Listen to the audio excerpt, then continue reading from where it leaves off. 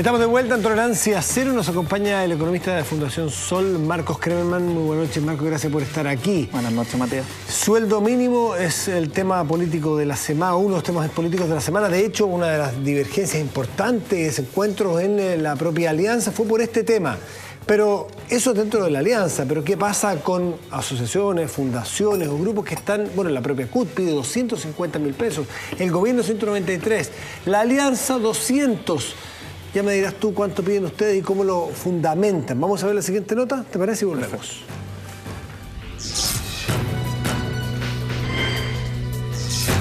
Estamos actuando con mucha responsabilidad. Los gobiernos pueden equivocarse y de hecho se equivocan. Controvertido ha sido el debate del reajuste del salario mínimo, luego que el gobierno propusiera aumentarlo a 193.000 pesos. Para 2 Chocman al día, quizás alcance este reajuste. Muchas gracias. La consecuencia de seguir con esta posición, de negarse a legislar, significa que los trabajadores que tienen menos no tendrían reajuste. Fue el Chocman más amargo para el Ejecutivo. La Cámara votó contra la idea de legislar. El proyecto pasó al Senado, pero el balde de agua fría vino de los aliados del gobierno. El propio presidente de Renovación Nacional puso su voto en duda. Claramente es partidario de incrementarlo a 200.000 pesos. Llamamos a nuestros socios de coalición a apoyar con lealtad al gobierno del presidente Piñera. Uno es leal con los gobiernos también, contradiciéndolos en algún sentido. Los gobiernos pueden equivocarse y de hecho se equivocan. Seguimos pensando que un aumento mayor del salario mínimo no causa cesantía. Fue en un almuerzo con las bancadas oficialistas en que el ministro de Hacienda logró aplacar los ánimos y consiguió que el proyecto siguiera su curso. Nosotros creemos que todavía se puede hacer un esfuerzo adicional y vamos a insistir en ese planteamiento. Yo preferiría derechamente que los gobiernos asuman su salario mínimo y no lo envíen al Congreso, que lo anuncien por cadena nacional y se haga cargo el presidente y el ministro de Hacienda. La consigna de un salario de 250.000 pesos logró que la CUT reuniera gente cuando esta semana salió a la calle. La convocatoria fue precaria y sin el permiso de la Intendencia, la manifestación no logró amplificarse. A los ministros de Estado, el señor Larraín, le preguntamos cuánto gana él y por qué otros chilenos no pueden ganar 250.000. Es un 50% superior al promedio de reajuste del gobierno anterior. Por tanto, creemos que el decir que esto es una oferta mezquina, ¿cómo podríamos calificar entonces a la oferta y a lo que ocurrió en el gobierno anterior? Con parte de RN presionando para incrementar la propuesta del Ejecutivo, el propio presidente Piñera salió al paso de estas peticiones. Mientras más demagogia, populismo o irresponsabilidad haya en el ambiente, más serio y más responsable va a ser la actuación del gobierno. Porque este tema nunca se conversó con el presidente del partido hasta que fue enviado el proyecto. Mientras el gobierno reactivó el diálogo con Renovación al proponer un mecanismo estable para fijar el salario mínimo, el reajuste se votará el próximo martes. Cerca de 800.000 chilenos reciben el sueldo mínimo. La duda es si 193 o 200.000 pesos serán suficientes para mitigar la pobreza y asegurar equidad. ¿Cómo se vive con el sueldo mínimo? A veces es un poco complicado, a veces un poco frustrante, podría llamarse. Estoy trabajando y los niños están acá y no sé si tienen para comer. Marco, te planteé la pregunta antes de que esperamos esta nota. Partir por una cifra. ¿Cuánto crees tú que es lo prudente y cómo fundamentas tú esa cifra de petición de sueldo mínimo para Chile? A ver, la cifra tiene que ver con cuál es el objetivo del salario mínimo, para qué se crea la política del salario mínimo. En Chile nace bajo el concepto de sueldo vital en el año 37 y el objetivo es satisfacer las necesidades básicas del trabajador y su grupo familiar. Parece que se nos olvidó ese debate, se nos olvidó cuál es la función de la política de salario mínimo. A los gobiernos anteriores se le olvidó, a este gobierno también se le olvidó. Y en estos momentos nos enfrentamos a una idea de que el salario mínimo al parecer tuviera en equilibrio. Así como que ya estamos en un punto donde tenemos que ver la inflación y la productividad y ajustar 10.000 pesos más, 12.000 pesos más, si no nos queda una hecatombe en la economía. El problema es el diagnóstico. El diagnóstico está pésimamente hecho porque, en primer lugar, el salario mínimo actual, el propuesto por el gobierno, el último de 193.000 pesos, solo permite cubrir el 66% de una línea de pobreza familiar para 4 personas. En ese sentido no está cumpliendo su objetivo. ¿Y qué pasa? Que en Chile tenemos personas que trabajan 45 horas a la semana, 800.000, 900.000, que es las personas que ganan el mínimo en términos de los asalariados privados, y que son pobres. Personas que trabajan, se sacan la mugre 45 horas a la semana y son pobres, y eso no es debate. no es tema. Eso es un elemento. Y otro elemento central es que no hemos reconocido que Chile tiene un mini salario mínimo. ¿Qué significa eso? Lo más didácticamente posible. Hay un especialista en la OIT, que es Catherine Sayet, que compara los países y nos dice lo siguiente. Cuando el salario mínimo, como proporción del Producto Interno Bruto por persona de cada país, es para ver y medirlo en relación al tamaño de la economía de cada país, se ubica por debajo del 30%, estamos hablando de mini salario mínimo, y cuando estamos sobre el 60% es maxi salario mínimo, y ambos comprometen o la integridad de los trabajadores o el funcionamiento de la economía. Con la propuesta del gobierno nos situamos en un 29%, teniendo un mini salario mínimo, y es el valor más bajo desde el año 89. O sea, estamos en una situación y un error de diagnóstico fatal que no es reconocido ni por los gobiernos anteriores ni por este gobierno. Dos cositas. Una es que me des una cifra, pero dos, se me olvidó a mí, como conductor de esta conversa, es plantear esta pregunta para ustedes, para que participen en nuestra página web tolerancia0.cl. ¿Cree que un salario mínimo de 200.000 pesos aumentará el desempleo? A, sí, B, no, en tolerancia0.cl. Y una cifra, ¿me va a dar una cifra de cuánto crees tú en todas tus estimaciones conceptuales? Dame un número. Sí, nosotros hicimos una propuesta en la Fundación Sol, nuestra propuesta son de 270.000 pesos, con una gran salvedad, porque no se puede hablar de la cifra sola, es que las empresas más pequeñas, las micro y pequeñas empresas, las que venden menos de 25.000 UF al año, menos de 500 millones al año, sean subsidiadas las cotizaciones de los trabajadores. Entonces, ellas enfrentarían salarios mínimos reales entre 216.000 pesos y 237.000 pesos. Perfecto. Esa es una transición de mediano plazo. O sea, tú estás proponiendo una cifra aún superior a la de la CUT. Claro. Bueno, yo te quiero plantear otra situación, porque mucha gente, la gente común y corriente, que no son economistas, entre los cuales yo me incluyo, o sea, yo soy común y corriente, no soy economista, a veces no entienden la obstinación, la ferocidad, con cortapluma en mano, con que se disputan lo que parece una porquería de plata, 3 lucas más, 3 lucas menos, parece una locura. La gente dice, pero ¿cómo es posible esto? ¿Cómo por 5 lucas más, 10 lucas más? Entonces, emergen los sabios con los anteojos cabalgando en la punta de la nariz, que se echan para atrás en su sillón y nos dicen que la economía es muy compleja, que es una maquinaria que produce efectos en cascada, como Fernando, y que efectivamente viene el acabo de mundo, quizás no brutalmente, pero va a disminuir, lo dijo el presidente Piñera, que hace unos años atrás pasó eso, va a disminuir la contratación, o sea, que van a haber efectos que al final van a revertir. Esa es una explicación.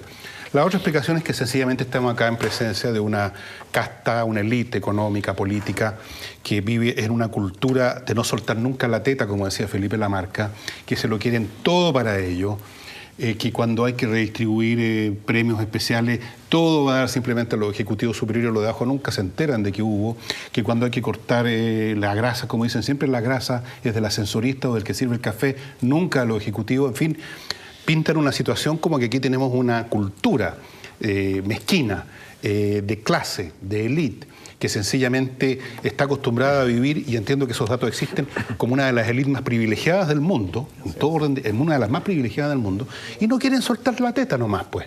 No quieren soltar la teta porque esas 10 lucas más o menos, multiplicado por el número de trabajadores que tienen, efectivamente les significa alguna pequeña merma de sus utilidades.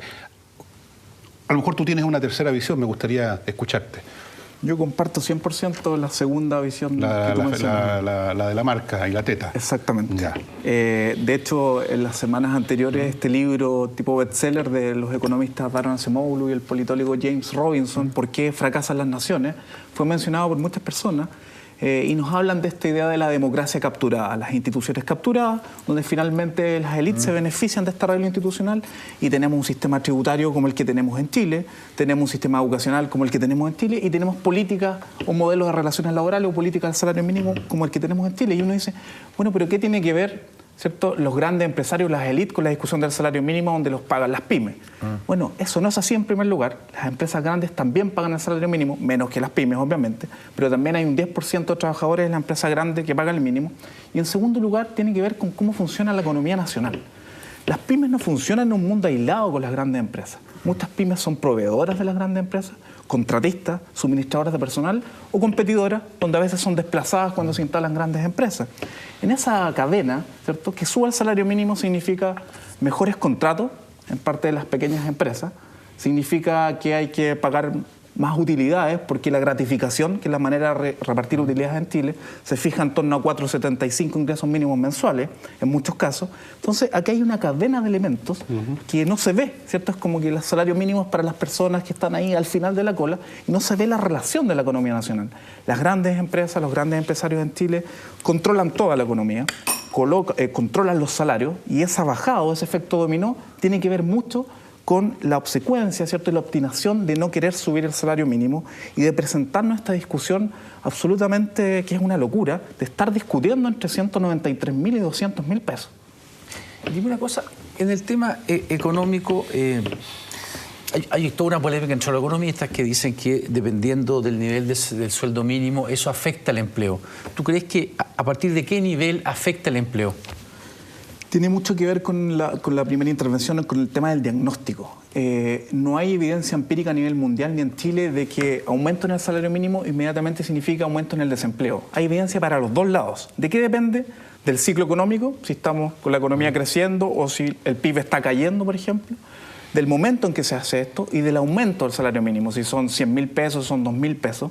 Y tiene que ver también con qué entendemos por el mundo del trabajo o el mal llamado mercado del trabajo. Porque al parecer los economistas clásicos y los políticos que toman estos argumentos consideran que los trabajadores tienen el mismo poder que los empresarios y donde la disposición a pagar del salario de los empleadores se cruza en una curva imaginaria en esta teoría económica con la disposición a aceptar de los trabajadores. Y de alguna manera el salario mínimo es el punto de equilibrio y refleja la productividad marginal de ese trabajador. Eso es la teoría abstracta. Ahora, todo el mundo te dice que la desigualdad obviamente que tiene muchas fuentes, tiene muchos orígenes, pero uno de ellos básicamente la asimetría que hay entre el empleo de la gente con niveles más pobres con los niveles más altos. Creo que la gente duplica en empleabilidad los sectores altos a los sectores bajos. Y sobre todo hay un desempleo juvenil muy grande. Tengo entendido que llega a más del 30% el desempleo juvenil. 19% entre 15 y 19 años. Exactamente, los sectores más pobres. El sector más pobre es mayor, sí. Es como 30%, tengo entendido. Un sueldo mínimo, como argumentan algunos economistas, ¿no hace más difícil la empleabilidad de esos sectores? Lo que pasa es que con ese argumento, que es lo que se escucha efectivamente, uno podría decir entonces, ¿por qué nos fijamos salario mínimo de 100.000 pesos? ¿O por qué no tener salario mínimo? El salario mínimo cumple un rol político, cumple un rol social, cumple un rol histórico. Es el valor del trabajo finalmente. Y cualquier sociedad tiene que decidir cuál es el punto de partida. Y el punto de partida en Chile está desalineado. Y esa es la discusión que no queremos dar, porque efectivamente hay impacto en los sectores más vulnerables, impacto en las empresas más pequeñas, pero nuestro punto de partida es excesivamente bajo. De hecho, el salario mínimo entre el año 80 y el año 2012, pensando en que quedarían 193, por ejemplo, en términos reales, sobre la inflación, aumentaría un 29%. Pero el Producto Interno Bruto por persona en Chile ha aumentado 511% y en términos reales cerca de 200%.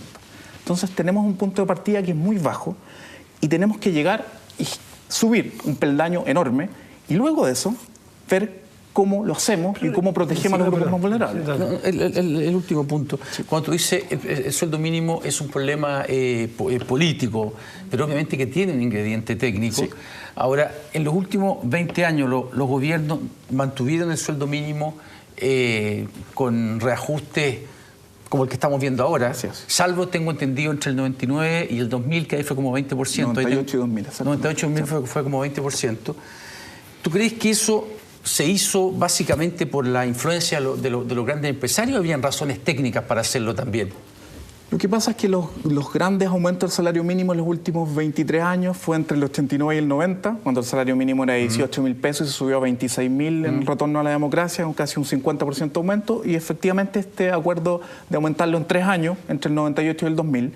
¿Por qué? Porque ahí se reconoció que había una deuda de arrastre. Y ahí subió la tasa de desempleo juvenil, ¿no? Después de eso, claro, subió bastante, ¿no? Lo que pasa después del 98-2000. Claro, el tema es cómo aislamos el efecto de que estábamos en crisis asiática. Claro, o sea, independiente del salario mínimo, la crisis iba a generar que disminuyera la ocupación y aumentara el desempleo. Ahora, sí, ¿cuánto tiene que ver el salario mínimo? Eso es muy difícil de medir. Hay algunos trabajos de David Bravo que han tratado de medir ese impacto, pero finalmente nosotros todos los años escuchamos el mismo argumento. No es el momento porque hay crisis, porque viene una crisis o porque la economía economía está tan bien que no hay que ponerle piedras en el camino, y crisis hemos tenido 2 años en los últimos 22, 23 años. Entonces, el tema es diseñar de una vez por todas una política de mediano plazo con visión país, porque no puede ser, insisto, que una persona que trabaje 45 horas a la semana sea pobre. Un país donde, según el Fondo Monetario Internacional, el 2014 va a tener un PIB por persona de $20.000, que tenga trabajadores pobres, me parece que hay una contradicción enorme. Fernando.